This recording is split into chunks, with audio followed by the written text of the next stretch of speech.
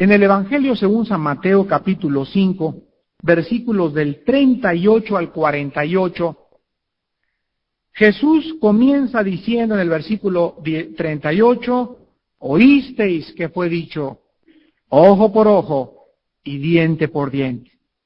Y aquí nosotros pudimos la clase pasada hacer una evaluación o un análisis de que este principio, ojo por ojo, diente por diente, era una ley que debía ser aplicada en una corte de justicia o por un grupo de jueces y nunca los individuos como venganza propia. Esto es lo primero que ustedes en esta noche tienen que haber comprendido para que podamos seguir avanzando en este estudio tan profundo del Antiguo y del Nuevo Testamento. Entonces, ojo por ojo, diente por diente, no le daba a nadie el derecho de tomar justicia en sus propias manos.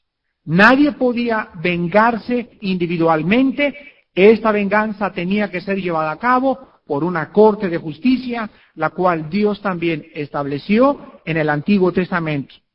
Los individuos nunca debían tomar la ley en sus manos y hacerse justicia ellos mismos, pues también vimos que el ser humano al vengarse siempre agrava el asunto por el odio y el egoísmo y la corrupción de nuestra propia naturaleza humana. La ley en las manos de los individuos resulta en la anarquía. Vuelvo a repetir, la ley en las manos de los individuos resulta en la anarquía. El intento entonces de la ley mosaica era controlar el pecado, el odio, la violencia y la venganza individualmente y permitir que una corte de justicia llevara a cabo las decisiones sobre los crímenes. Vamos ahora a explicar un poco más este principio de ojo por ojo, diente por diente, porque lo que el principio significa, así tajante y claramente, es lo siguiente, que de acuerdo al crimen debía ser el castigo. Como dicen en México, de acuerdo al sapo, la pedrada. Entonces, la Biblia es muy clara respecto a que los individuos que le sacan el ojo a una persona, la persona que le sacó el ojo a la otra persona, no accidentalmente, sino deliberadamente, tenía que comprender que la única forma de pagar por ese ojo era con un ojo propio. Si alguien le robaba un buey a su vecino, tenía forzosamente que pagar lo que ese buey costaba. Cuando un ladrón robaba 1,000,000 de pesos, no había que 2 meses de cárcel o 6 meses de cárcel. ¿De qué le sirve la cárcel al individuo si no pagó el dinero que se robó? ¿Se dan cuenta? Entonces vemos que la justicia divina es perfecta y que la forma como Dios quería hacernos entender que lo que le hacemos a otro lo vamos a recibir era con el principio ojo por ojo, diente por diente. Vean, por ejemplo, en el libro del Génesis, capítulo 9. Génesis, capítulo 9, versículo 6. La primera vez que Dios le entrega la espada de la retribución divina en la mano del hombre, en un intento por controlar la falta de la ley natural en el corazón del ser humano y establecer, escúchenme muy bien, la fuerza física para poder establecer la autoridad. Vuelvo a repetir, en Génesis 9:6, por primera vez en la Biblia, Dios le concede al ser humano la prerrogativa de poder usar la fuerza para poder detener el pecado y establecer la autoridad. Les voy a dar un ejemplo después de leer Génesis 9:6.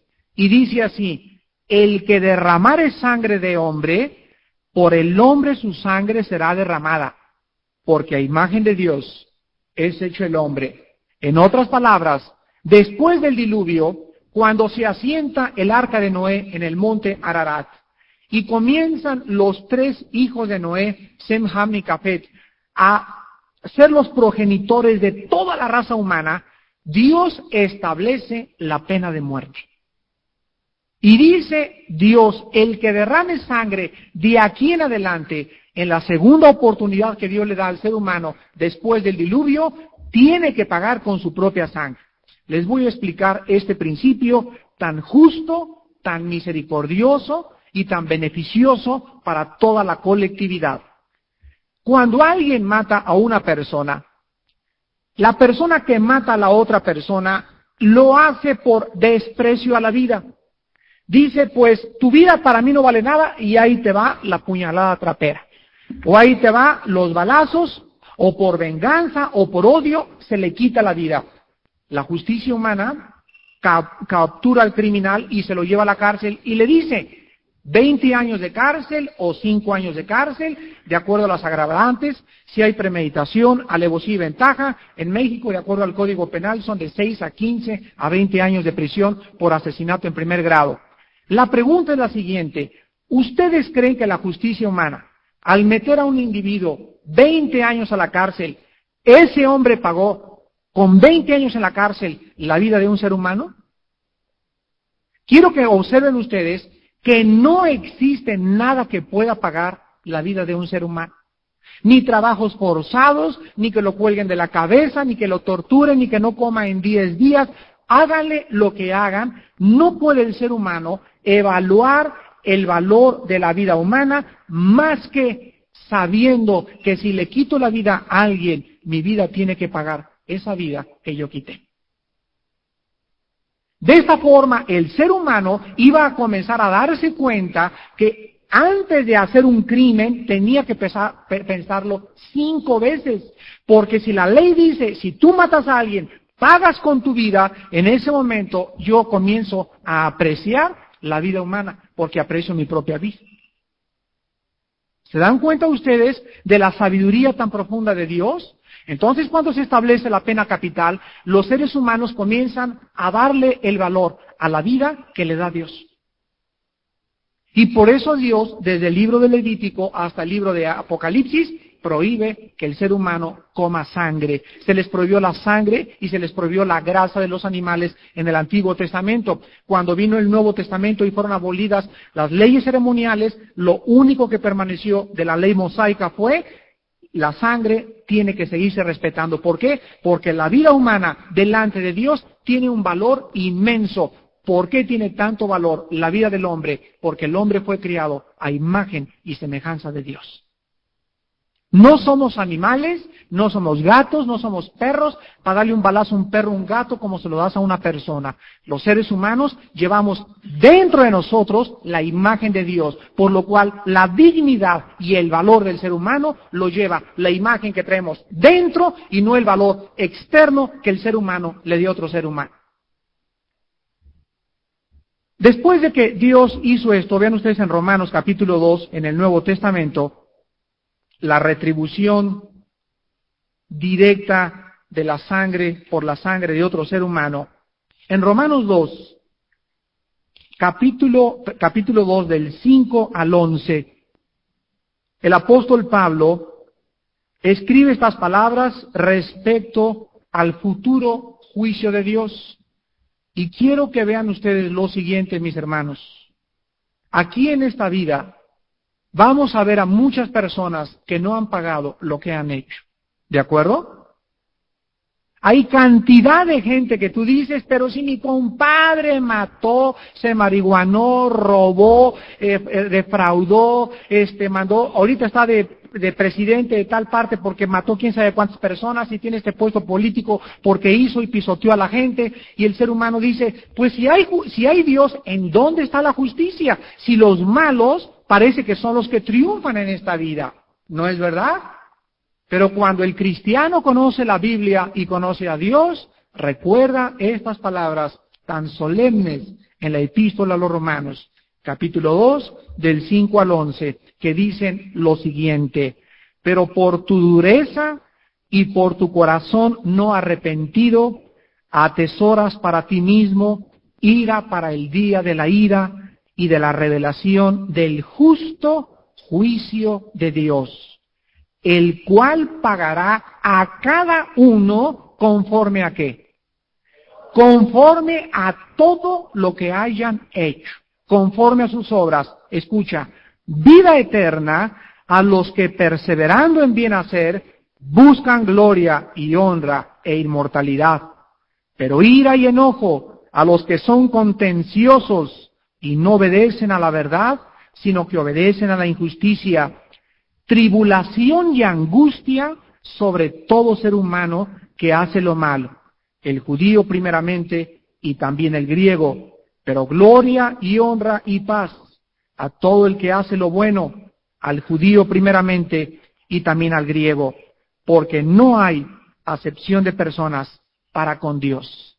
Estas palabras tan solemnes del apóstol Pablo nos están explicando que el día del juicio de Dios, el día de la ira de Dios, Dios va a traer a Juan Pistolas y lo va a parar ahí y le va a decir, mira Juan, desde que naciste y tuviste conciencia de tu vida, te va a pasar como en un video. Imagínense nomás las cámaras que tiene el Señor en el cielo, las computadoras tan tremendas, y le va a decir a Juan Pistolas, mira, todo pensamiento y palabra y todo lo que hiciste, haz de cuenta que estabas echándole al banco del infierno.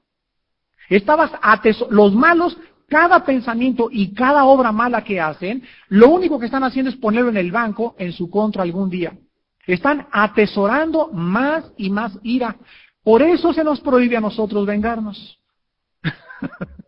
Porque si yo me vengo de mi suegra, entonces la venganza que yo llevo a cabo le impide a Dios castigar a mi suegra como Él merece castigarla. Lo vamos a ver más adelante en el capítulo 12 de Romanos. Pero si tú no te vengas y confías y crees que Dios existe y que es justo y que cada persona en esta vida que te haya hecho un mal a ti o a mí o a otras personas o a los que crucificaron a Cristo, si creemos realmente que Dios los va a juzgar, nosotros dejamos la ira y la venganza en Dios. Porque mía es la venganza, dice el Señor, yo pagaré. Entonces no podemos tomar nosotros venganza porque entonces vivimos sin fe, vivimos en la carne, actuamos en la carne sin darnos cuenta que hay un Dios en el cielo que nadie se le escapa. Por eso, queridas señoras, vean Primera de Pedro capítulo 3, esto va para las esposas que están casadas con hombres incrédulos. Primera de Pedro capítulo 3, versículo 1. Y tantas señoras que quisieran darles de cacerolazos en la cabeza al esposo, le quisieran quemar los frijoles, le quisieran decir, Señor, ya llévatelo, por favor, Señor, pasa de mí esta copa, por favor, Señor, dame otro esposo, o si no tuviera este esposo, pudiera crecer más, y viceversa también, ¿verdad? Porque también hay hombres casados con mujeres incrédulas que le están sacando canas a los hermanos. Y vean ustedes cómo debe un cónyuge portarse con un incrédulo. Primera de Pedro 3:1. Asimismo vosotras mujeres, estad sujetas a vuestros maridos. Quiero que observen que dice estén sujetas, no dice pongan sujeta. Que es diferente, ¿verdad? Una cosa es poner la jeta y otra cosa es estar sujeta. Para que también, fíjense, con la sujeción, para que también los que no creen a la palabra sean ganados sin palabra por la conducta de sus esposas, considerando vuestra conducta casta y respetuosa. Aquí dice la Biblia que si una mujer está casada con un hombre que no es creyente, ella tiene que sujetarse a él para que él pueda ser convertido. Pero si tú le quieres predicar y mira, gordo, feo, panzón, te vas a ir al infierno, y el pastor dijo que te vas a ir al infierno y todavía me inmiscuyen a mí, ¿verdad?, en sus problemas, y el hermano dijo que todos los pecadores y borrachos se van a condenar, bueno, entonces lo único que haces es impedir que Dios convierta a tu esposo. Pero si tú te sometes y crees con todo tu corazón y tu esposo se agrava y, ay hermano, mi esposo cada vez más borracho y cada vez más golpes y cada vez está peor la cosa, si tú sigues manifestando esta conducta, dice, respetuosa, o sea, sin faltarle el respeto, porque lo peor que una mujer puede hacer es faltarle el respeto al marido, lo peor que una mujer puede hacer es Insultar o decirle al marido, eres un impotente, eres esto, mi madre me dijo que eras un bueno para nada, nunca me debí haber casado contigo. Si tú quieres destrozar psicológicamente a tu esposo, fáltale el respeto. Y te va a odiar con todo el corazón, sobre todo si es un incrédulo. Pero si tú eres creyente, le respetas y te tragas sus insultos y te acuerdas que la venganza es del Señor. Tu papel no es vengarte, tu papel es hacerlo feliz. Todos estos principios están Génesis, Pedro, Romanos, Apocalipsis, toda la Biblia tenemos el mismo espíritu, donde nuestra conducta debe ser hacia los demás, de bondad. Si tu enemigo tiene hambre, dale de comer. Si tu enemigo tiene sed, dale de beber, porque ascuas de fuego amontona sobre su cabeza si no le pagas mal por mal. Ahora veamos en el capítulo 12 de Romanos. 12. Romanos capítulo 12. Este principio acerca de la venganza de Dios y de qué forma Dios, al no pagar nosotros mal por mal, ni ojo por ojo, diente por diente, Dios comienza a hacer milagros en las vidas de nuestros enemigos. Dice Romanos 12, del versículo 14 al 21. Romanos 12, 14 al 21. Bendecid a los que os persiguen, bendecid y no maldigáis. Gozaos con los que se gozan, llorad con los que lloran, unánimes entre vosotros, no altivos, sino asociándoos con los humildes, no seáis sabios en vuestra propia opinión. No paguéis a nadie mal por mal, procurad lo bueno delante de todos los hombres. Si es posible, en cuanto dependa de vosotros, estad en paz con todos los hombres. No os venguéis vosotros mismos, amados míos, sino dejad lugar a la ira de Dios, porque escrito está, y aquí está citando el Antiguo Testamento: mía es la venganza, yo pagaré, dice el Señor. Así que, si tu enemigo tuviere hambre, dale de comer. Si tuviere sed, dale de beber. Pues haciendo esto, ascuas de fuego amontonarás sobre su cabeza. No seas vencido de lo malo, sino vence con el bien el mal. Estas palabras solo pueden ser encontradas en la Biblia. Vean ustedes la sabiduría divina. Este es el mal, este es el mal. Si el mal te ataca y tú lo contraatacas, agravas la cosa y tiene más fuego la chimenea. Si tu esposo te grita y tú le gritas, se van a matar. Algún día va a haber una tragedia en tu casa. Si él te avienta la plancha y tú le das con el burro de planchar,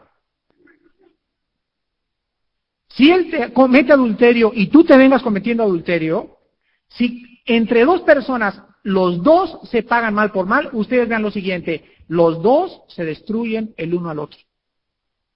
Porque el mal es autodestructivo y no puede convivir tampoco con el mal.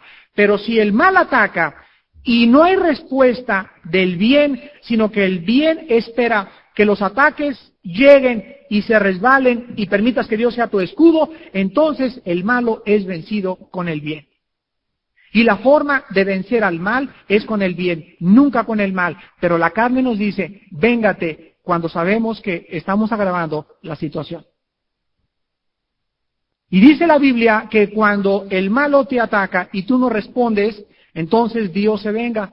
Pero si tú te vengas y agarras en la cacerola y le das al esposo, o le quemas los frijoles, o le pones una víbora debajo de su colchón en la noche, o un alacrán debajo de su cojín, o le cobras un seguro de vida y lo estás comenzando a envenenar, etcétera, etcétera, en ese momento le amarras las manos a Dios, porque Dios no puede intervenir cuando nosotros estamos cobrándonos ya el precio de nuestra venganza.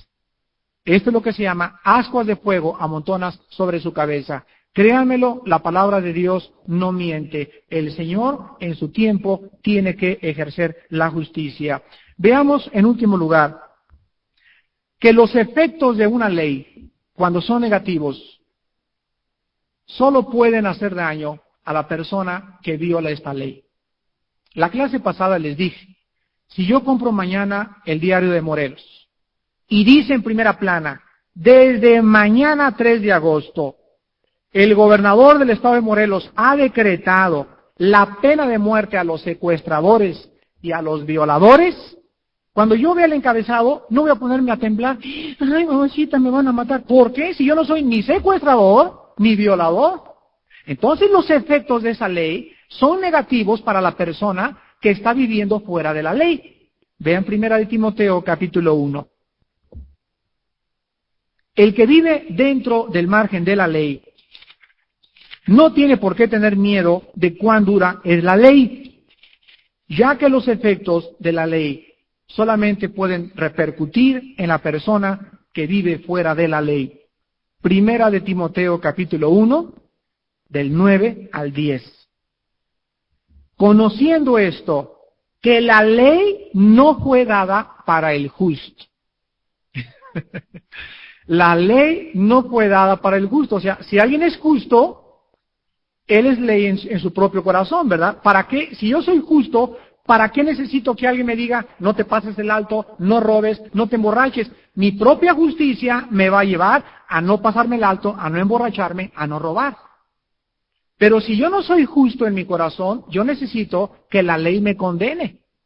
Y necesito que alguien me diga, si tú te pasas el alto son 85,000 pesos de multa.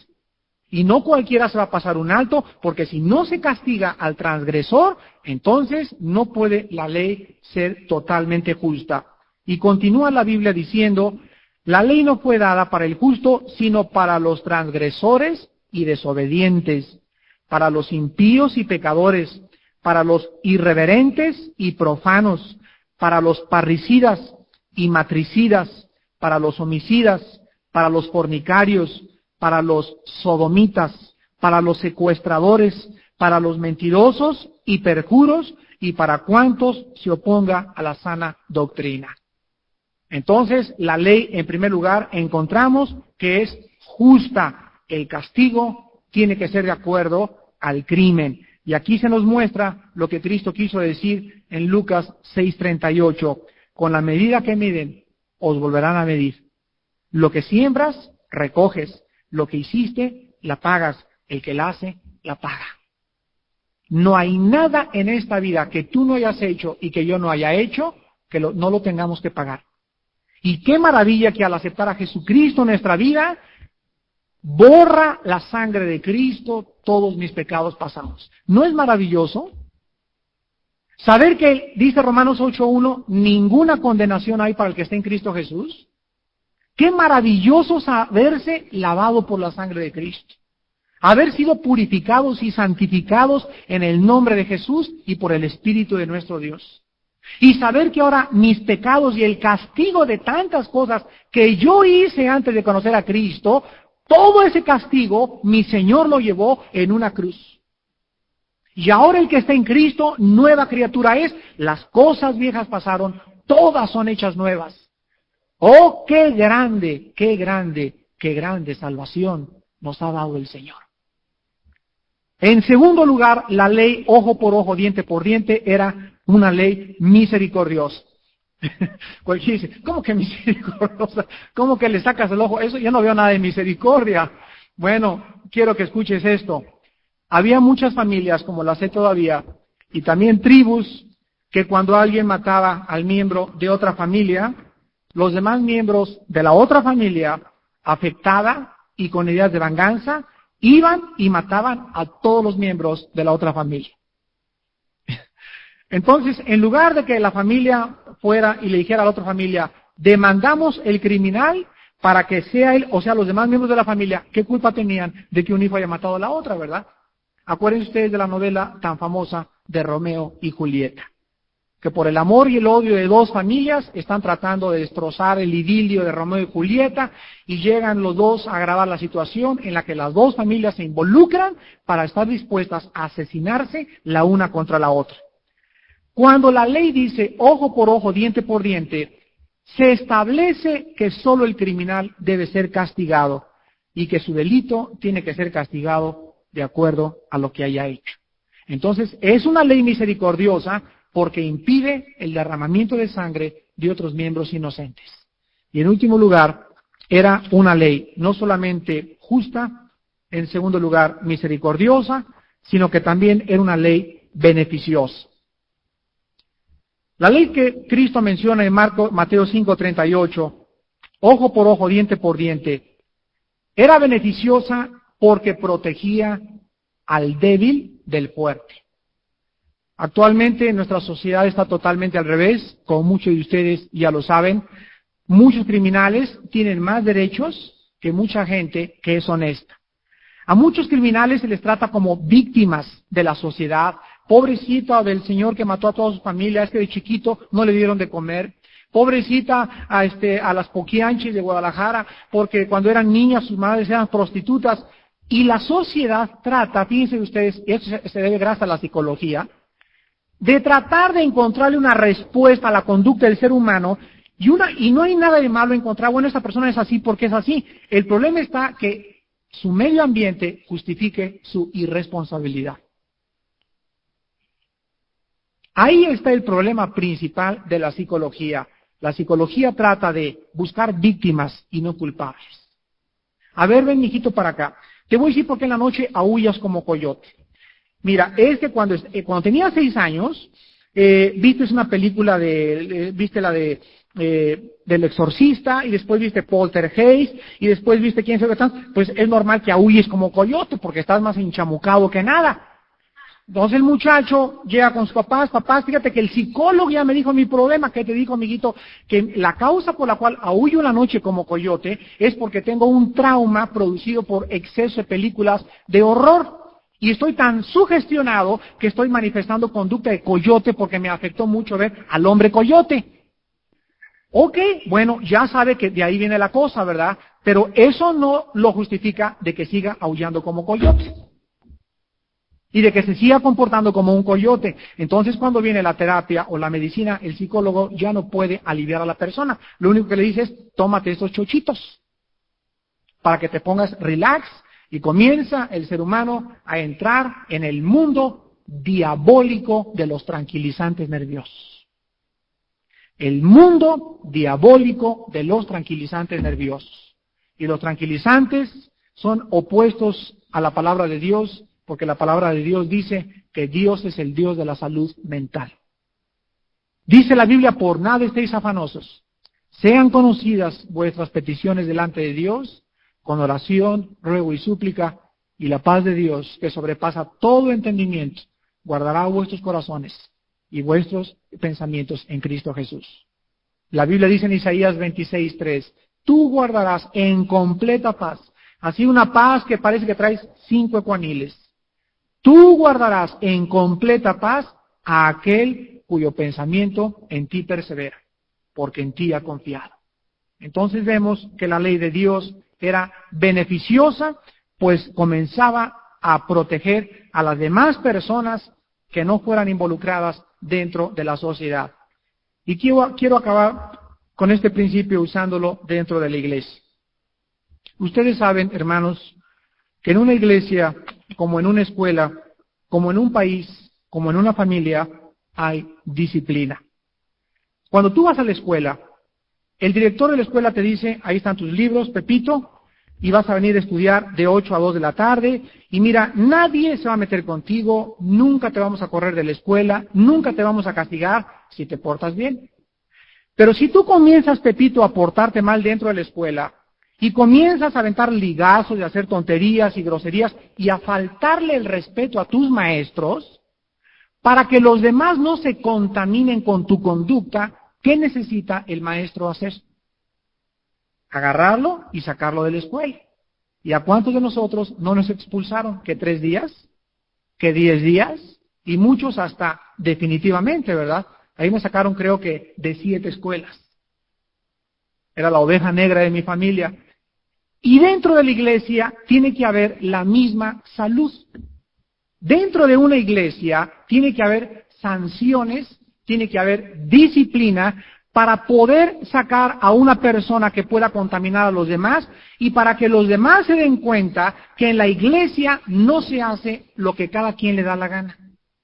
Porque si en la iglesia hay adúlteros y parricidas y borrachos y ladrones, etcétera, etcétera, y abiertamente en sus pecados siguen con esa clase de vida, entonces, ¿cuál vida nos vino a traer Jesucristo?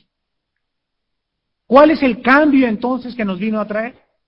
Entonces, cuando un cirujano extirpa el cáncer de una persona, ¿quién de ustedes se atrevería a decirle al cirujano, eres un mutilador? O eres cruel o eres asesino. ¿Saben por qué no se lo dirían? Porque al quitar el cáncer, el cirujano lo está haciendo para beneficiar el resto del cuerpo. ¿No es verdad?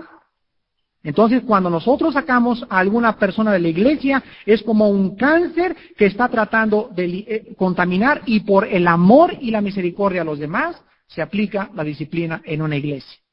Pero los que no tienen esta perspectiva, pues están ciegos, como dice 2 de Pedro, no ven más allá de sus ojos y dicen falta de amor, falta de misericordia, sin conocer que la Biblia dice ojo por ojo, diente por diente. Y las personas que hacen algo tienen que pagar por ello. Y si no se les da su justa retribución, entonces vivimos en la anarquía, donde cada quien vive de acuerdo a lo que es bueno delante de sus ojos. Despidámonos en oración.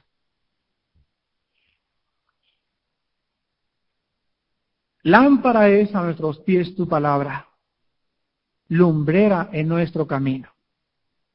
Padre Santo, te damos tantas gracias porque tus pensamientos no son nuestros pensamientos, ni tus caminos son nuestros caminos. Como son más altos los cielos que la tierra, así son tus pensamientos más altos que los nuestros, y tus caminos más que los nuestros. Padre, te damos gracias porque al recibir a Jesucristo nos sometemos a tu palabra. Nos rendimos a tu palabra y aceptamos tu palabra por fe. Y después de que la aceptamos, qué maravilloso es oír las explicaciones tan coherentes, tan lógicas y tan racionales que vienen de tu Espíritu Santo.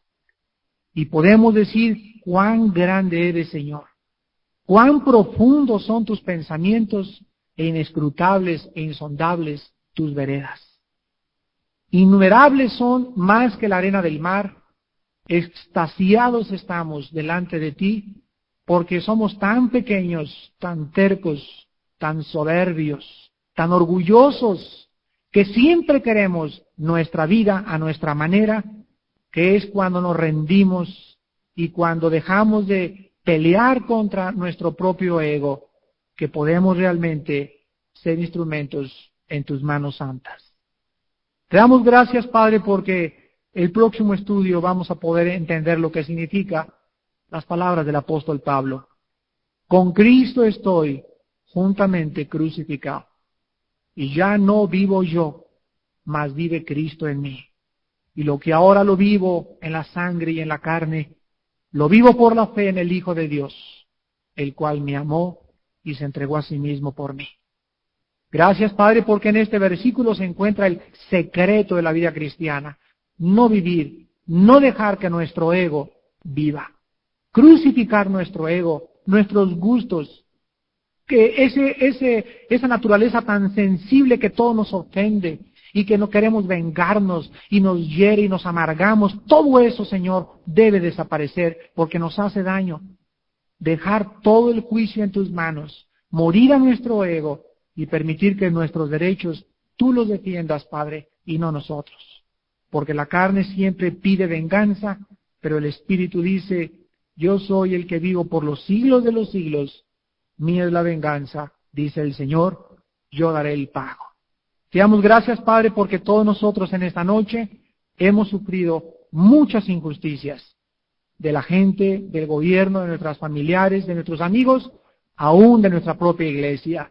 Y te damos gracias porque cada injusticia que nos dejas padecer tiene el propósito de amansarnos, doblegarnos, aplastar nuestro ego y saber que esas injusticias tú las vas a reparar, pero nuestro deber es reconocerte a ti, Padre, en todos nuestros caminos, para que nuestras veredas sean enderezadas. Despídenos, Padre, con tu paz en esta noche y llenos de tu palabra. En el nombre de Jesucristo. Amén.